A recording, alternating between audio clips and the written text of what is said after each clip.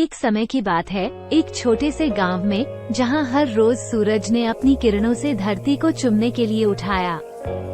प्रतिदिन के साथ एक गुफा के पास एक बच्चा रहता था, जिसका नाम नीला था। नीला बहुत ही उत्साही और बहादुर था, लेकिन उसका दिल अकेलापन से भरा था।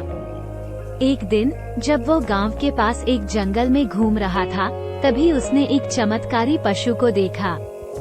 ये पशु एक विशाल हिरण था, जिसकी आंखों में जादुई चमक थी।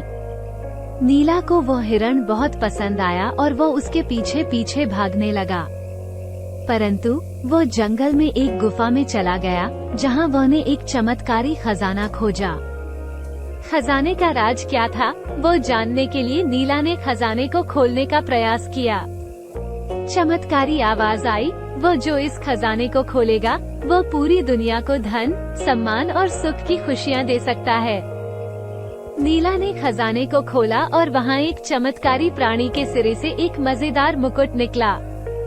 यह मुकुट हर किसी को अपनी विशेषता से प्रभावित करता था और उसे जो भी चाहिए वो प्राप्त कर सकता था। नीला ने मुकुट को पहना और उसने महसूस किया कि अब वो सच्चे राजा बन चुका है। उसने अपने गांव को समृद्धि और खुशियों से भर दिया और सभी लोग उसे प्रेम और सम्मान से देखते थे।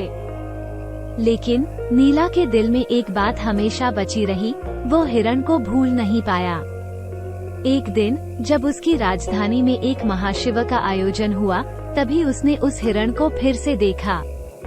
वह हिरण उसे एक अजीब सी मुद्रा में देखता था, जिसका अर्थ था सच्चा धन और सम्मान उसे ही मिलता है जो अपने दोस्तों का सम्मान करता है।